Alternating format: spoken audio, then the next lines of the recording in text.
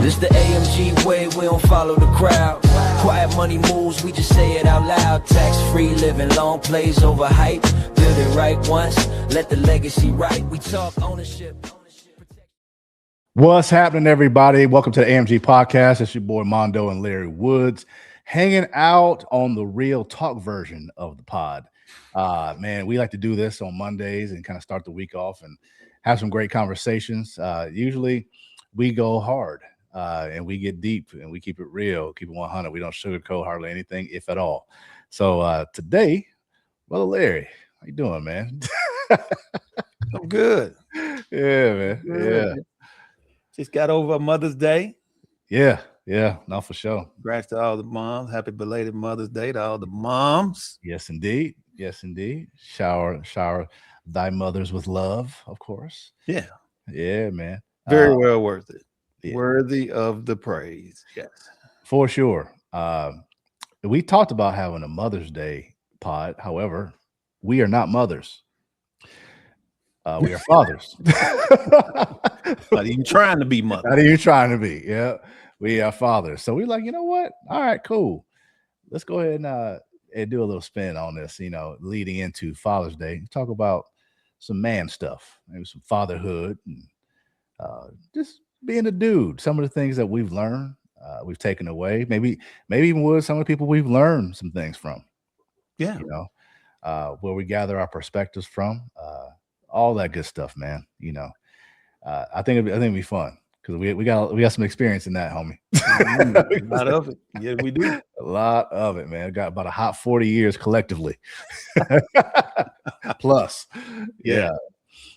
So, I yesterday at church, man, I was looking around, seeing all the moms that were being honored, and it was really cool. I love seeing the moms being praised and getting the attention they deserve and showering them. I think it's awesome. Even though we know what moms do, they don't get enough credit, especially when they're juggling, little bitties, their own life, their own walk with God, their relationship with their husband, other dynamics, maybe even work. It's a juggling act, I'm sure. And I can't relate to that. Because the women have a gift in a way that they're just built for it way better than dudes are. Yeah. So I love seeing that. And it made me think, though, because I could, maybe I think too deep into things sometimes. But when I saw the women, it made me think, what kind of men do they have? What kind of men do these? And it wasn't from a cynical way. It just made me curious.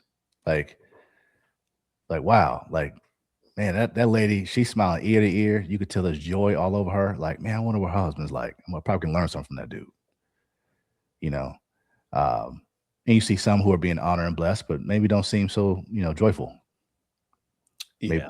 Maybe there's some challenges at the house. Whatever. It just made me think about all that. So I say all that to say, excuse me, that I think we should dig into just kind of go back even to what we saw as fatherhood growing up, like who maybe even helped us. We could just go in deep on ourselves personally, like this father figure. Obviously, we were little dudes at one point, right? And we had examples. Some people have to kind of piecemeal father figures together. Some people have one father figure. Some people have two. Because it's like half dad, half unc, right. Or whatever version, right? For you, what was that like growing up for you, man? As far as like what you saw in your spirit discerning what fatherhood was, or you thought at that time should be, like, where were you getting all your thoughts from? Dude, it's just a collective, right? I mean, by default, let's put it this way: I was raised by a single mom. Right, early in life, since the age of 3, right? Okay. So fatherhood was kind of, I have memories of a 2-parent household, right? Short memories, little spurts, right? Yeah, that was great, right? But I've had, decades, right, of being just a 1-parent household, right? So thinking about fatherhood before it was even time to be a father, I knew that those moments, right, of a 2-parent household, Right.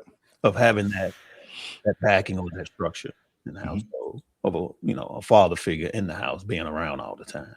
Yeah. Right. So I longed after, those feelings, wanting those feelings for my own kids when I start having them. Yeah. Right. So that's just by default. Right. Sure. Right. Right. So you want the things, to be different, or the feelings that you remember having. You want those feelings for your own kids, if not better. Yeah. That's interesting. So you have uncles? I do have uncles. One in particular, was pretty much my uncle / father figure. Okay. And for a long time, it didn't even register to me. He was a single dad. Oh, okay. Got it. Who had custody of the son, my cousin. Okay. All right. Right. Now, I knew that things didn't work out. Right. Yep. With his situation. So he became single dad, took on his son, raised his son. Right. And in the process, my little cousin, I was around all the time. So I was kind of getting some of that wisdom too. I see. Okay. By default, right? By being a family member, being close. He always lived close to my mom for some reason, brothers and sisters. Yeah. They always lived close to each other. Same apartment complex. So it was easy for me to get, that kind of knowledge. Yeah. Right. When he's spitting game to his own son. Yeah, I'm here hustling too. And say that like I'm here hustling too. Yeah. Say that one more time. Right. Back to the house. Right. Yeah. Oh, for sure. For sure. That's interesting, man. So, Unc, you had you're hustling from his raising his son, your cousin. You have now. Let me ask you this, man, because sometimes you were saying first before I get to my point, you were saying that you wanted things to be different based upon, maybe you didn't articulate at that time, but what you experienced, you're like, you know what, how I feel or what I'm experiencing, I want my kids to experience these things when I have a family. And there's some things that I would like to experience that I want to give to my kids when I'm older. Right. That joy or certain thing. Right. Where did that maturity come from though? Like you're the little guy and you're like, man, I'm missing something, but whatever that thing is that I'm missing, I'm gonna find a way to give that thing to my kids. I can't really tell you what it is, but what was that? How did you know? That thing started brewing, right? As I got older. Got it. And once you start getting older, by nature, you start putting down, adolescent things and start growing into whatever it is, teenager, young adulthood, or whatever. Sure. Yeah. But as the growth, being with a single mom, the struggle got real. And I remember a time when there was no struggle. When was that? Yeah. When I had a 2-parent household. This is just my story, right? Got it. So along that process, you figure out, okay, the struggle is real for a single parent. Right. Then you start figuring out all the things that single moms go through, which to this date I'm real sensitive about. Right. Sure. Because I've lived that. Yep. I lived that. I lived that 1-parent household, or why somebody left. So that registers with me. So we didn't. For me personally, I didn't want that. Right. So I had to surround myself or pay attention to the things to get in a place where I could give, to be around for my kids when that time comes, right? Yeah. To give the love that they need, right? Absolutely. The advice that they need, right? And at the same time, fulfill my own God's purpose and be comfortable with that, whatever that is. Yeah. That's good, man. You flipped it for a positive, because there's we know there's people who have similar situations and those feelings of, man, I wish I had, or and maybe they don't say I wish I had it, like, man, that would be nice, man. I know there's something I'm missing, but when I get older, I'm gonna make sure my kids don't have what, they don't go without this particular thing that I might be going without or am going without. You didn't flip it for a negative and turn that into negative energy and become rebellious and crazy and whatever those negative things, what I'm saying? You see how people kind of turn it for the bad, right? Yeah. Which is an easy route out. That really is. That doesn't require any work. None. Because you're already ticked off. So put your ticked offness to use, Right. right, and make it count. But it really takes some a mental fortitude to do that, and I believe God's favor. Mm-hmm. Because a lot of times, especially when I was younger, I felt certain things. I couldn't articulate it. Barely can now. But back then, I couldn't articulate it. But I knew there was something there that, okay, when I have a family, I'm going to make sure that the thing I'm feeling, they don't feel. Mm-hmm. And my situation was a little different. My mother was married to my dad, and then they divorced. And I was little. I think we're going on 2, maybe one, going on 2 in California. And my mother's from Michigan, but my mom and my dad had moved out to LA, and they were, doing their thing, had me, whatever. And that was a crazy season, apparently, from what I understand. Of course, I'm hearing stories from everybody, and mainly, just learning things. The cool thing about my mother is that she's never been a gossiper, where it was always just telling her perspective of an event, but not in a way to where she tried to get me to side with her. Got it. It was never a side. It was never about sides. And one thing that I it's crazy, man. One thing that I saw, now here's what's crazy. As a guy, it's like, you know what? I want to have, a wife that's similar to my mom, with patience and grace and all these types of things. Now, I'm going to the fatherhood and stuff in a second, because when we got back to Michigan, apparently there was a particular time where my father wasn't paying child support, and the police picked him up and arrested him. All right. And my mother bailed him out. My mother took him to court on his behalf and said, hey, I want him out of jail. I don't want his money. Remove this child support order. I'm good. I don't want it. Let him take care of himself. I'll take care of me and my child. I know that to be true because my entire childhood, there was no child support. Because of her. Yeah. Right. So, I saw that dynamic, and I was like, man, when my mother told me that, I was a little older, she told me, I was like, wow, and, but I will say, because early on, there's my father and there's my dad. Right. Father's the one that, was the biological, and dad is the one that everyone around me knows. All right. Got it. Dad Weaver. Everybody knows. Now, he married my mother probably like 81, I think it was, but they were together a little bit before that. So I've known him my whole life. Okay. Right. So to me, he was dad, and is dad. So him being around, as well as the large family that he has, as well as my mother, there was a lot of father figures of different types. Right. So there was dad, there was, his siblings, there was my mom's siblings. And I had the grime side too. So I got 3 sides. Okay. So mom, father, dad. Right. And, I had, 2 wonderful uncles on the grime side that I'm close to. One just passed away recently.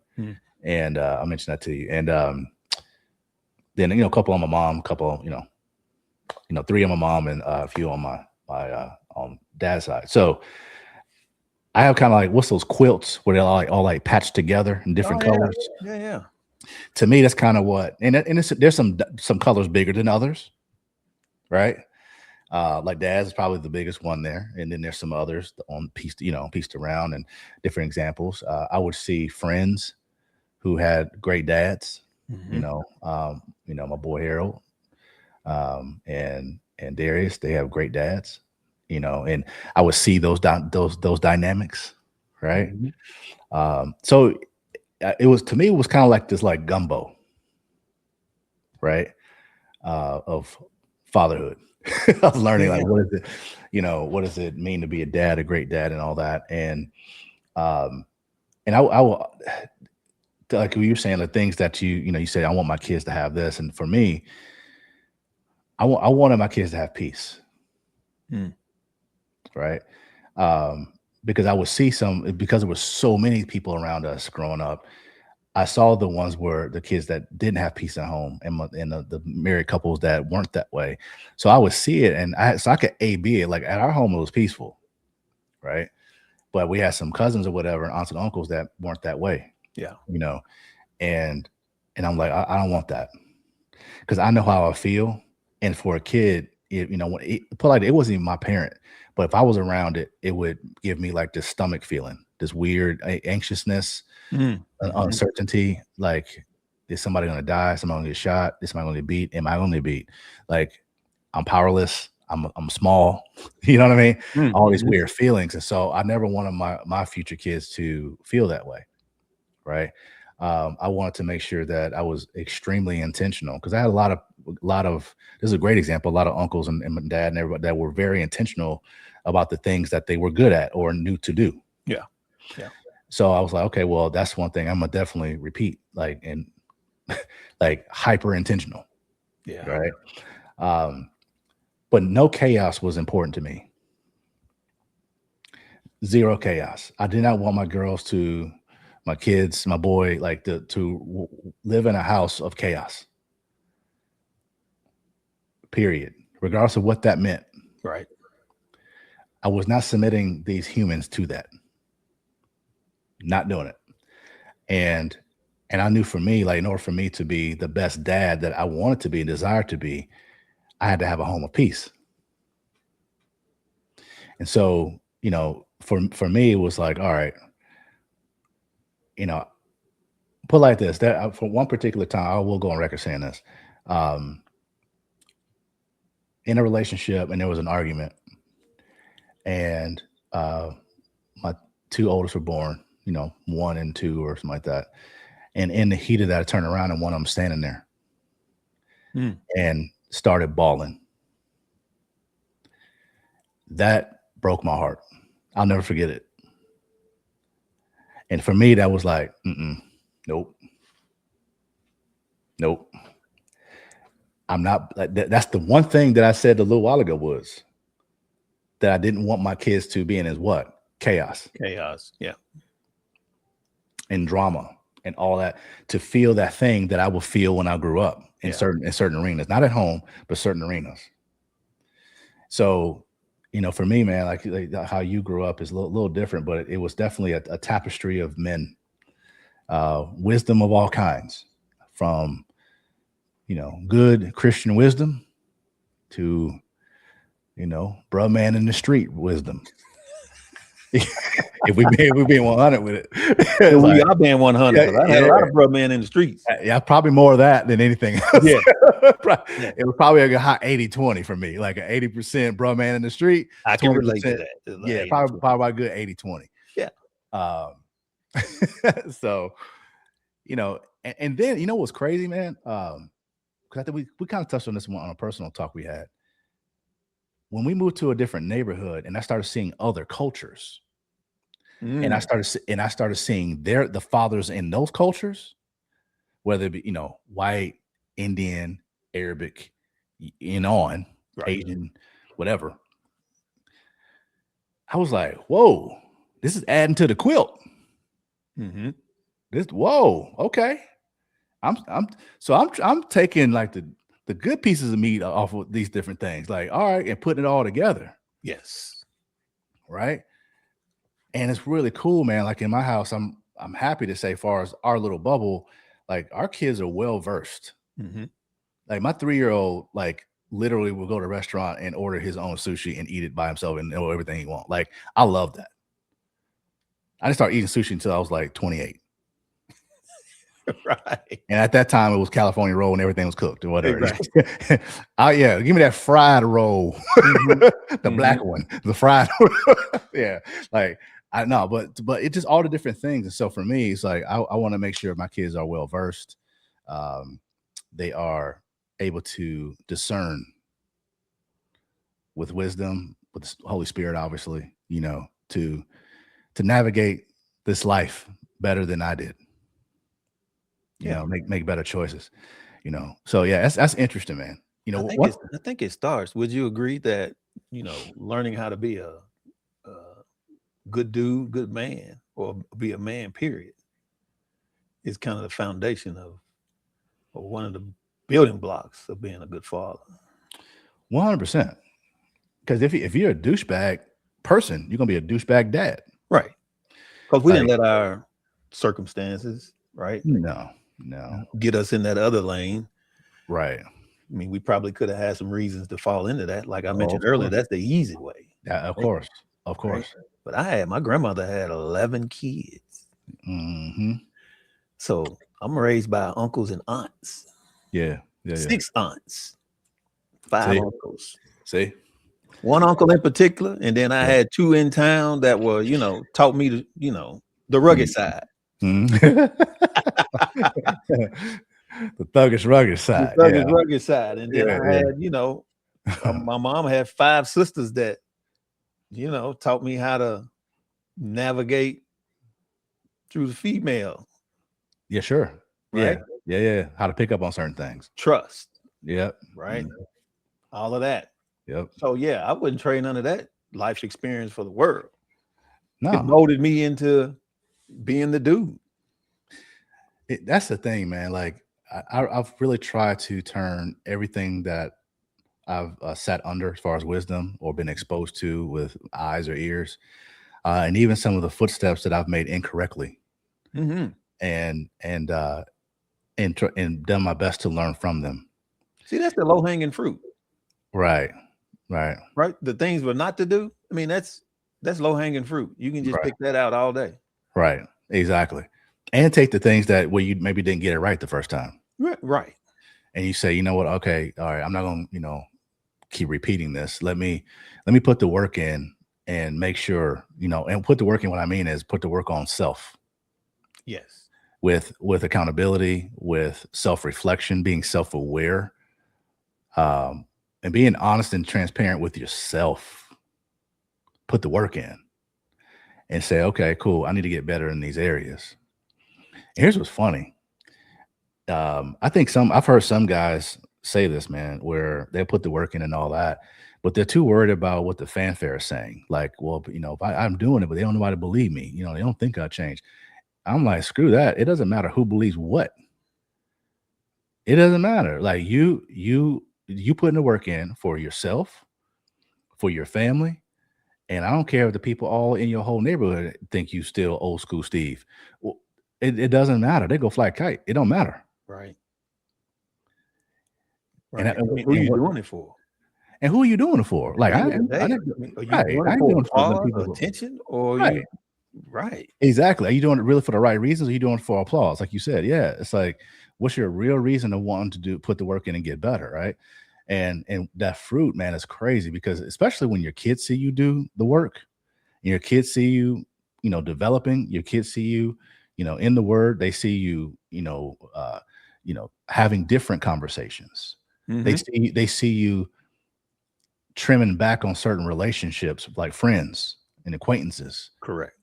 They see the quality of the company that you and the wife now allow to come over. It's elevated, more respectful even, or whatever. Now is it more respectful? It's always been respectful, but you know what I'm saying? It's just, it's the conversations are more in depth. They're nothing shallow. Right. Even just little things like how we protect them by what they even watch on TV or certain types of friends that we hang around. Right. Like for us, being real talk with you. If like the mom and the dad have to be cool with Selena and I, and we want the kids to jive too. If there's anything out of line or out of pocket, we will see you at the park, but you're not coming into the house. Correct. It's by default. By default. House too. What like we'll see you at the park, maybe. We'll see you at church. That's cool. That's fairground. We run into you in the mall. What's up, man? How you doing? Kids, little small talk, and keep going. Go to the food court, whatever. But as far as who's coming in the house, when the kids are now seen, like we're very selective about what we want to expose ourselves to, meaning all of us. Because you're the guardians of little souls now. So that's gotta be important. Right. And we don't want little doors to open and gates to open that are too early. Yep.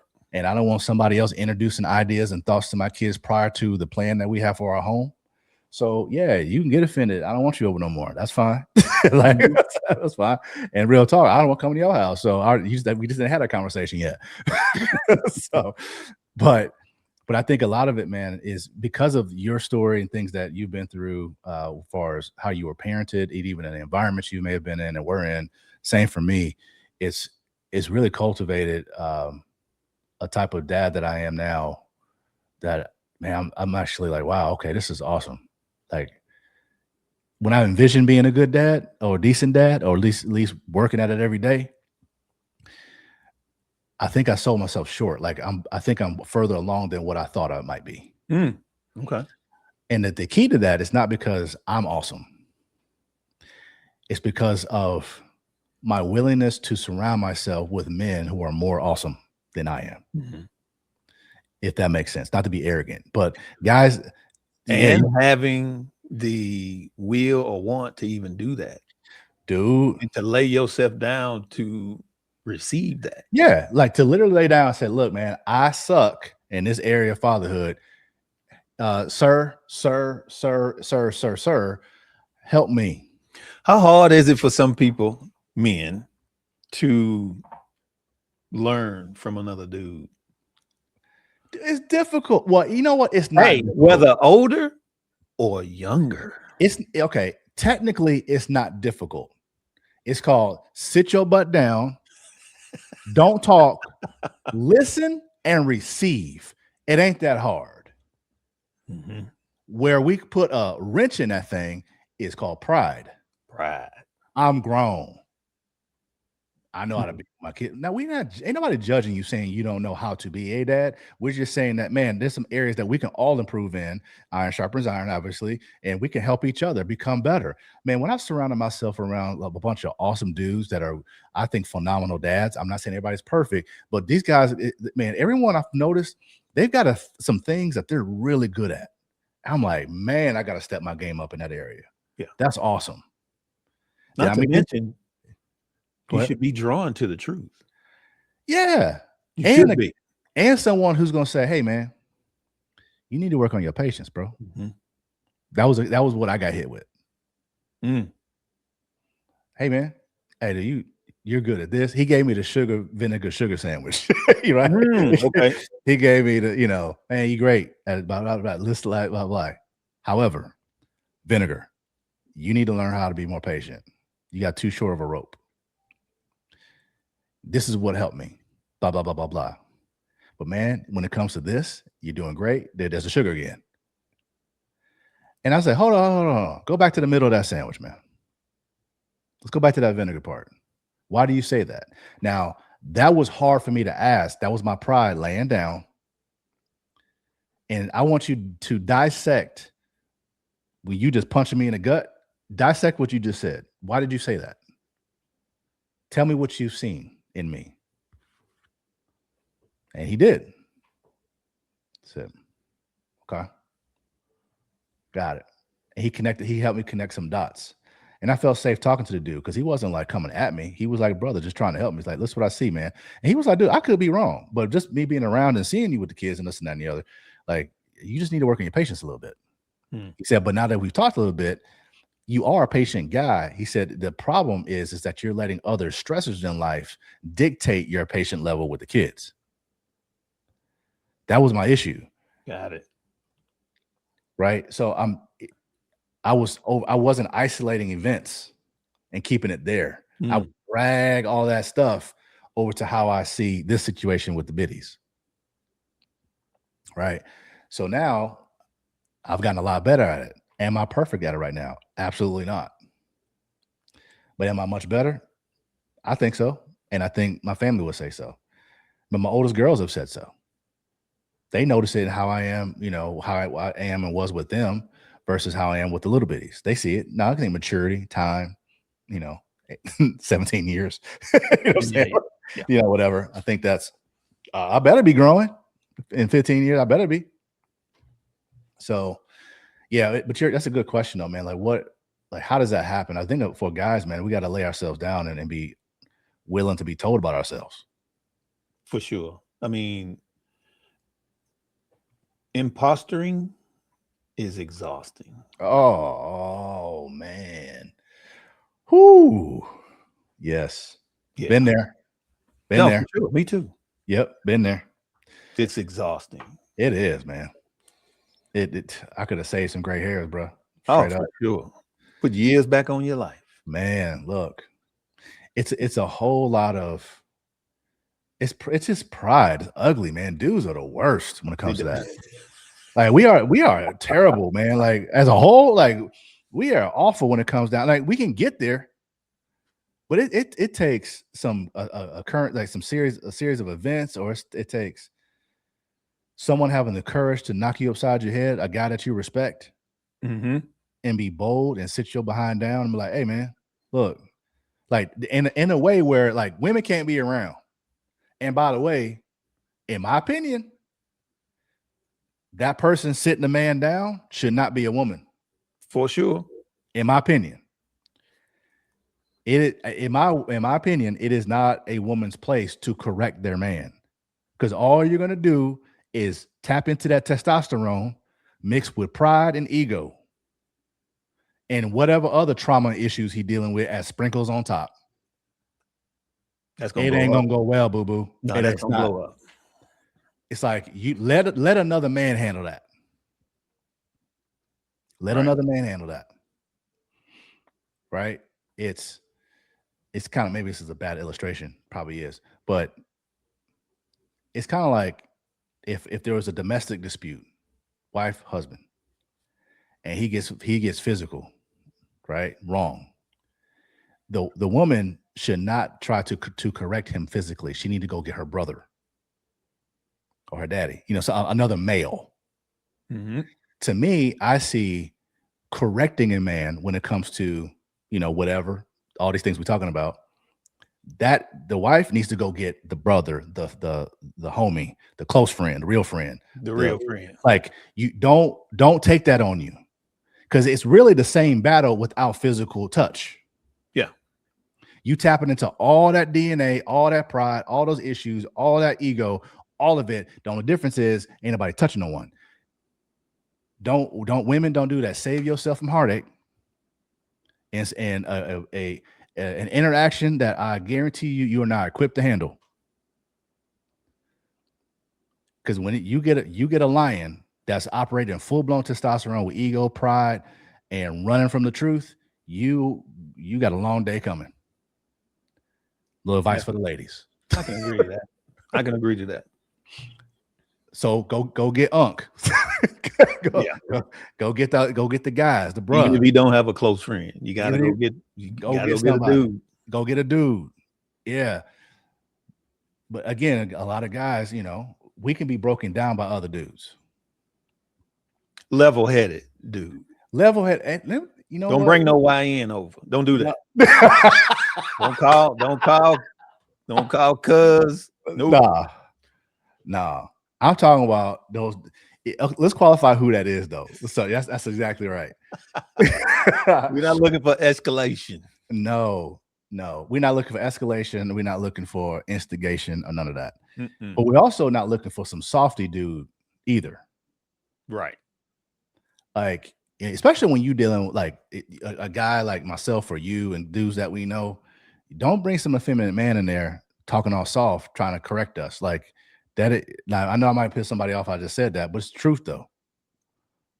Like I need some energy. Brass in his ears. That is not gonna go over well. Brass, bruh. No. So I think that with dudes, we whether become being husbands or fathers or whatever. For a lot of us, man, it start with 1, gratitude, 2, humility, a heart of a servant. Mm-hmm. And really, like I've realized, I've told somebody recently, it's like the older I get, the more I realize I don't know. And it's to learn. It's a humbling place to be. when I can wake up every day and realize I don't really know a lot. It keeps life interesting in a moment, in a space of discovery versus in a space of I got to protect my image because people think I know you know what I'm saying? Come on, a lot of imposter crap. Imposterism. Yep. Yeah, it's like, no, I ain't got to protect nothing. Like, I woke up today, thank the Lord for it, blah, blah, blah. Okay, what's going to happen today? What am I going to learn today? Mm-hmm. Man, I didn't know that yesterday. I know, man, that's and just keep evolving. And I think for a lot of dudes, we don't want to do that. We don't want to be told nothing. we prideful all get out. And that comes from, I think that just comes from their experience, man. True. Absolutely. They've surrounded themselves with the same kind of people. They've looked up to people just like that. They saw the fruit of that and decided I'm going to be that way. Yes. I have found, because I grew up in an environment where it was the walk it off generation, right? Go figure it out, rub some dirt on it. Right. What you asking questions for, boy? Figure it out. Because I need to know. Shut up. Go do it. Figure it out. I'm like, all right. It's like, but I think one of the most manly things you can do, especially when it comes to self-development, what I have found on this journey of it is asking questions. Right. Asking questions like completely in an environment where somebody's not even expecting you. Like, hey man, you can say, can we chat for a second? Yeah. What's up? And then you go and say, how do you get this patience with your kids? I see how you speak to them, even in the midst of like work chaos or this, that, and the other. But yeah, you have this switch, man. Like, how do you do that? You know what I mean? Like those types of things. I'm still practicing that, by the way. No, I feel you. I feel you. Especially with my son. I mean, he's 20 now. So yeah, I'm having to tap into a bucket or reserve of patience. Yeah. No, I feel you, man. I feel you, dude. I feel you. So I think another thing is seeking wise counsel, but on a lifestyle level, not just on a circumstantial level, right? So yeah, I saw, it's like saw counsel, or I got a mentor, but it's like he's a firefighter. He only coming around when there's a fire. Right? Yeah. No, I'm talking about that dude that rocks with you weekly. Right. That guy. Like him, not the dude. Yeah. So I remember I was given the advice to do that, to find a mentor, and I didn't really know how to do it. I get this question all the time, man, because I've had some young men, ask me to mentor them, and depending on the situation, it's a yes or no. But I remember I didn't have a outside of family. I didn't have anyone that was non-family that I considered a mentor, like a real deal, like for real in the paint mentor. Someone encouraged me to do it, and it was a gentleman who I'm still close to it today. I asked, I was afraid to ask him. Actually, I was frightened. Now I'm straight up. I'll be real with you, man. And I should be scared of another dude, but and it wasn't that I was scared of him, because I obviously not.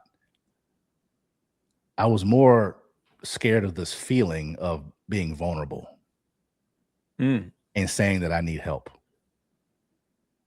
That's what I was scared of. When I really peel it back, I was scared of vulnerability and openly admitting to this guy who is wildly awesome with his family, as a guy, this, that, and the other, successful in business and in life, and just everything's dope. I was scared to tell this guy I don't have it figured out. But real talk though, wise guys looking at a guy like me at the time, he already know I ain't got it figured out. I ain't fooling nobody. Right. He just not calling me out. Right. It's like, but he knew. It's like, what is it? So, and here's how I knew that he knew. When I mustered up the courage, I was at his house, and he was cooking. He had a little apron on. When he gets into it, he's into it. He locked in. He locked in. He got the apron and cooking. Kids over there. Then this and that and the other. I said, hey man. He said, hey, what's happening, man? Blah. And I said, dude, I stuttered like Porky Pig, dog. I promise you, like I could not get it out. I was like, hey man, I was wondering if you would be, kind enough to, like every now and then we talk, and we deep stuff, and that's how it sounded. So he's like, what you getting at, man? Come on, get with it. He's cooking. And I said, hey, I've been looking for someone to mentor me, and I got it out finally. I said, Could I ask you? I didn't even know how to ask him. It sounded so weak to me. Mm-hmm. How do you ask a man to mentor you? That sounded so weak to me at the time. How ignorant was I? Like, and I do it, and I'm like, oh, would you? I could get it out some sort of weird way. I'm sure he understood what I was getting at. And he said, yeah, I got you. You want to be your mentor? I said, if you wouldn't mind. Yeah, man, absolutely. It's cooking. Oh, we're jamming. Yeah, a couple conditions. It's cooking. And then this is when my heart dropped. I was like, oh, what's he gonna say? Mm-hmm. Yeah, but he ain't changed a beat. He over there jamming. He got the shrimp etouffee cooking, you know. He ain't messing around. And he's like, yeah, a couple conditions though. If I call you, if you can't call me back right away, be respectful and let me know you call me later. And when you say you're gonna call me back. Don't waste my time. I said, yeah, okay, absolutely. I'm thinking in my mind, okay, that's a good one. Pretty safe. Like, yeah, I'm feeling pretty good. And he said, all right, next one. This is the one. Okay. If I ask you how you're doing, do not BS me. And if you do, we're done. Now he paused when he said that. He turned around and looked at me. I said, yes, sir. Got it? Yes, sir. All right, man. So what kind of plate you want? You want a big one or small?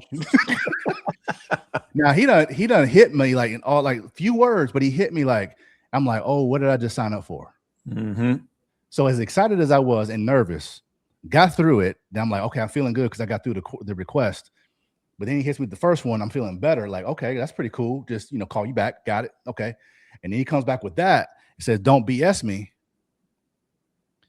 And I'm like, because he knows I have been BSing before. Dang it. Yeah.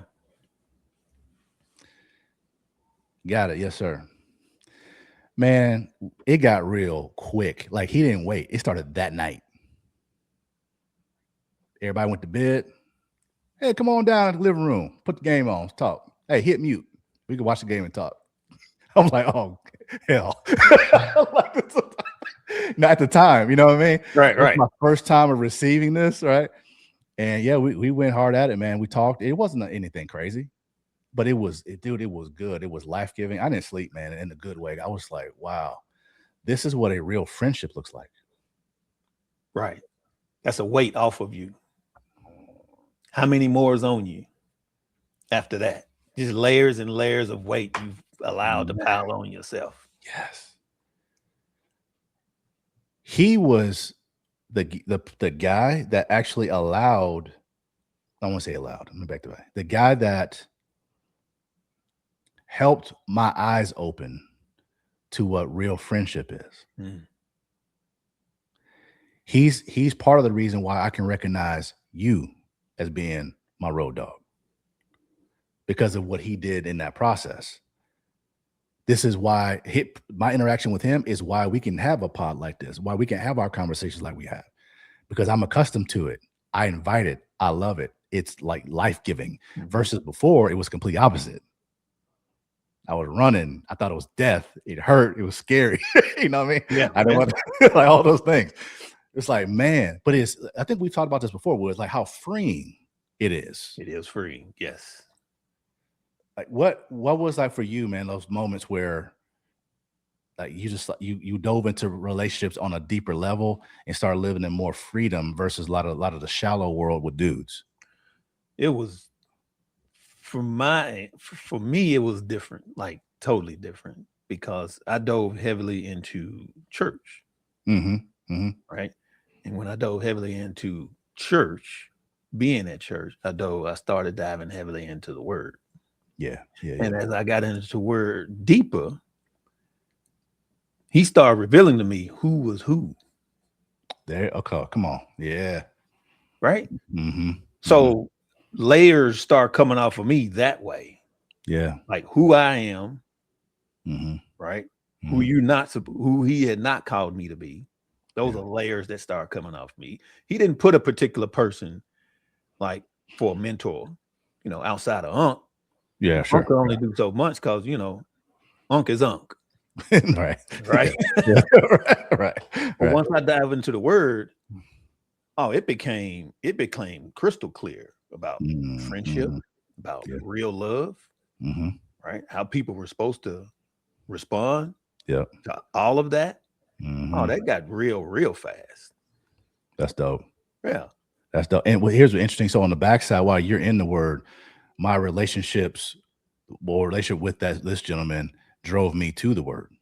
Because that's where he was. Yeah. You see what I'm saying? Like he was already in the pool with you. And he looking at me like, come over here. Same pool you in. So, because I'm thinking ignorant, especially as much as I've been in church and the Lord, like I'm stupid. But I'm looking at it like, man, this guy's wise. And he's looking at me now like, no, this book is. Yeah. That's where he's at. He's like, man, I'm teaching you things that the Lord taught me through either life, my relationship with him, and the word. Like, so he, to your point, like it's kind of cool where I got drug over there. Because I was bullheaded. Yeah. But see, I got tired of being that imposter. I got tired of impostoring. Yeah. So that's why I headed to church. Right. And then it went even deeper. I started getting into the word. Yeah. All those layers started coming out. That imposterism started disappearing. He got rid of that thing. That's awesome. And I started seeing people for who they truly really were at that moment, at that time, and who I was. And even so, who I was to people. Man. I'm half of me is introverted, actually. Oh, me too. I feel you on that. Being raised by a single mom, I was at home alone. I had to figure out how to be by myself for certain hours of the day. See, my wife hates it to this day when I say I'm my favorite company. Probably not the best marital statement to say. I'm my favorite company. If anything, I know how to be with me by myself. Yeah. Right? So when you have your little, I'm going out for the day. Yeah. Because I can be here just as content. Right? Because as a kid, this was my world. Yeah. No, I feel you. So to spend time with the Lord, getting to know things and have him reveal stuff to me, man, it was awesome. That's awesome. Well, unfortunately, I didn't have now. I've grown into having some real good relationship with some brothers now. Yeah. It's on the same page. But to have that mentor drag me out of it, no, that was the word for me. That was the word of God. He was just revealing. That's awesome. It was on speed dial, dude. It was just one after the other. So yeah, my wife and I have had a different road to where we are now. But it was really cool. Definitely strategically, spiritually planned. That's beautiful, man. That's beautiful. Because wow, that's so dope.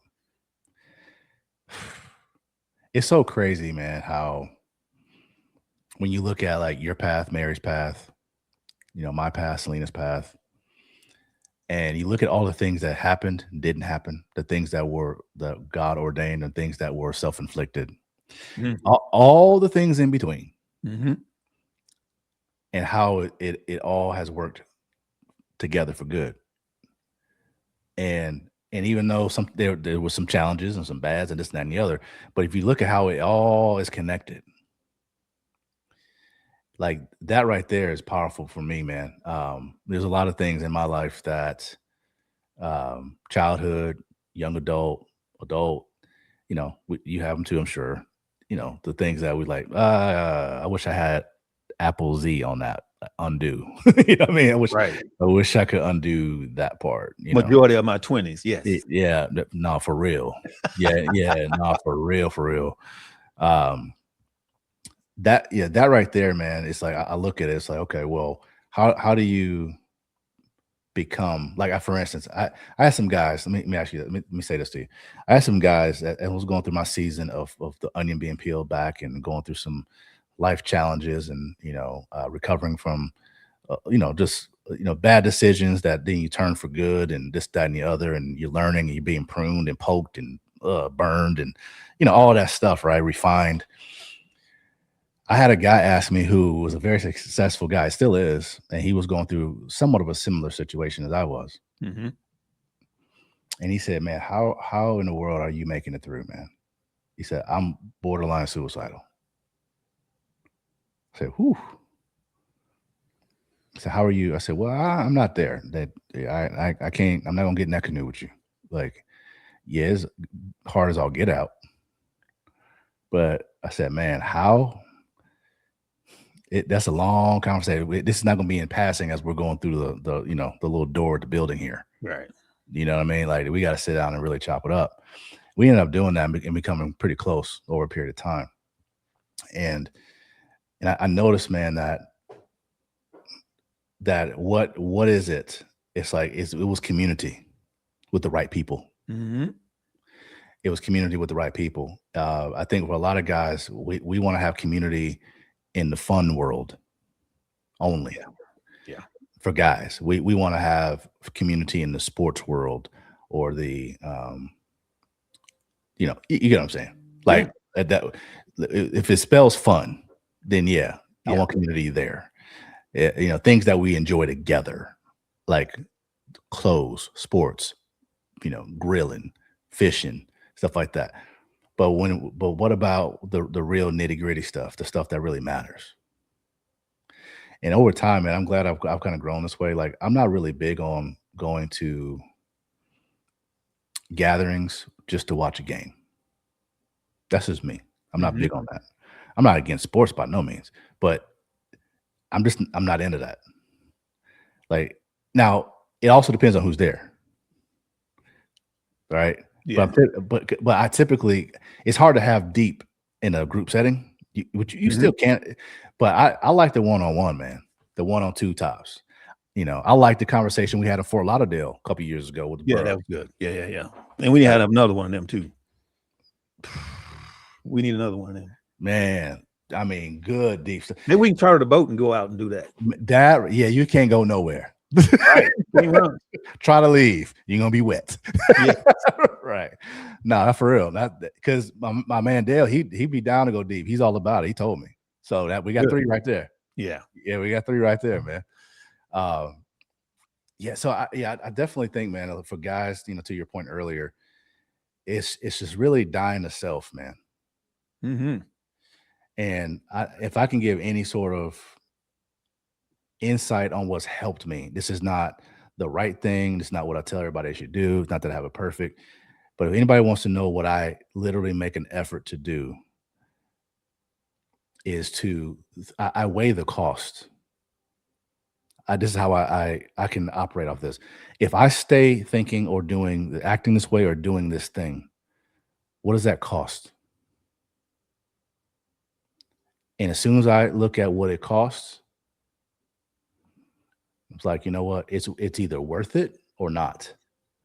What does it cost for me to open up and be vulnerable? Well, actually, there's no cost. I actually gain. Better relationship with my kids, my wife. What does it cost for me to give into my feelings and shut up and just be a hermit and hold everything together and avoid real, authentic, transparent, manly relationships?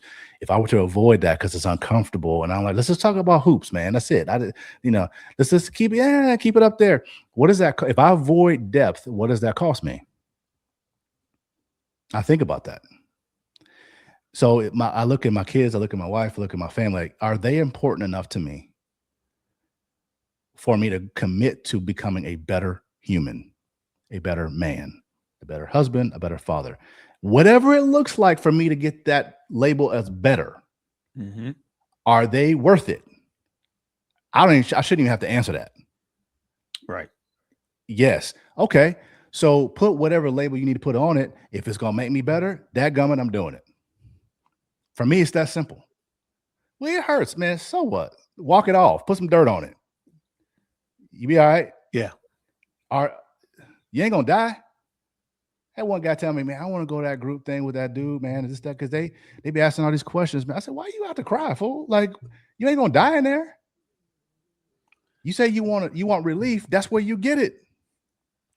I heard a lady once. I don't know what show I was watching. but she had a special needs child, and I think they ended up, her and her husband ended up getting divorced. So she's single mom with a special needs child, and she kept asking God why, right? The special needs child. Oh wow, yeah. And she said she heard it very clear that he put the child in her life for her. This is for you. This is who you to figure out who you are. Wow. And she said all the layers start coming off of her because she was so prideful in her previous life that she thought everything should be perfect. So God put this, what she thought was imperfect thing in her life, right? To show her who she is. It was powerful, dude. Changed her whole perspective. Started asking questions. Now she's the most open, honest, right, unprideful person. And this kid with special needs, he's coming into his own, not really needing special needs at this point. Come on, man. Look at that. He was put here for her. So community is important. Yes. Dudes out there. It is important. Find some bros, some dudes that you can just be real with. It is important for especially for dudes' mental health, man. And that's a whole nother podcast. Right. Yeah, it is. And not dudes that's gonna co-sign your crap. No. Man, I get it, man. Hey, I would, if she said that to me, I would have said it too. Man, shut up. Like, what come on.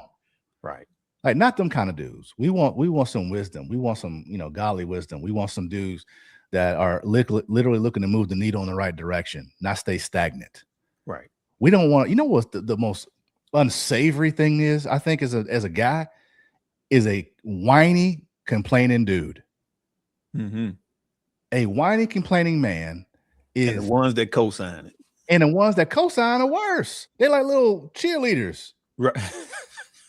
Right. It's like, what is wrong with y'all, man?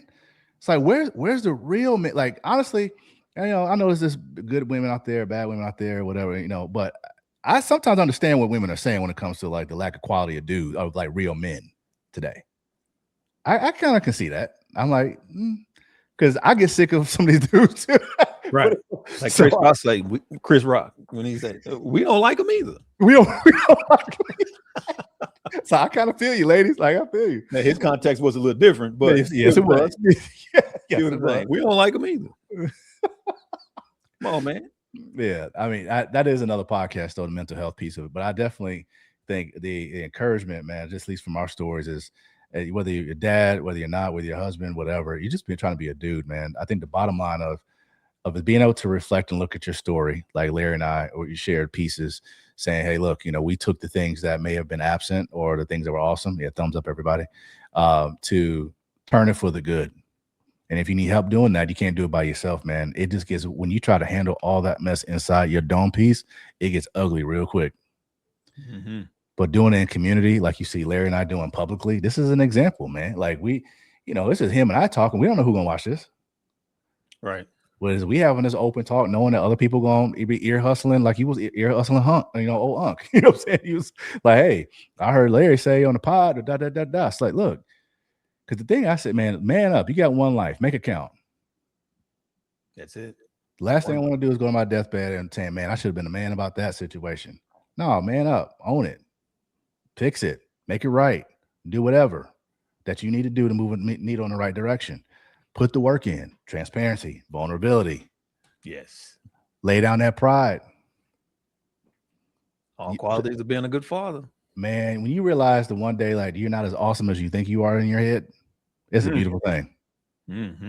It's a beautiful thing. And I don't mean that to be, degrading or woe is me. No, I'm serious. Like, you realize that ego is in the way. You can be confident, but that ego. Because confidence is not shaken by correction. Ego is. Yeah. That's a great sign right there, Woods. I agree. If you can receive correction, You're a confident dude. I'm confident. Okay. What about correction? I don't like that. You got an ego problem. Yeah, you can't handle accountability. That's a personal accountability. Business is another thing. Personal accountability. Yep. And there's some insecurities laced all through that bad boy. Oh, for sure. All through it. So, and Woods has been good, man. I didn't realize the hour has already passed. This is crazy how fast this went. This is crazy, man. Hey, man, if you're watching this and want to hang out with us, we're definitely down to have a guest that wants to chop it up with us, introduce yourself to us. We'll talk to you offline and then bring you on. If you want to hear more about what we're doing as just fellas having real talk, we'll keep posting these. If you're looking at more business oriented things, interviews with other entrepreneurs and the like in the business, whatever, definitely be on the lookout for the AMG Podcast channel and see what all we got going on. So, hey, with that said, brother Larry Woods, your boy Mondo, we will see y'all next time on the AMG Pod Real Talk. See you. This the AMG way, we don't follow the crowd. Quiet money moves, we just say it out loud. Tax-free living, long plays over hype. Build it right once, let the legacy right. We talk ownership.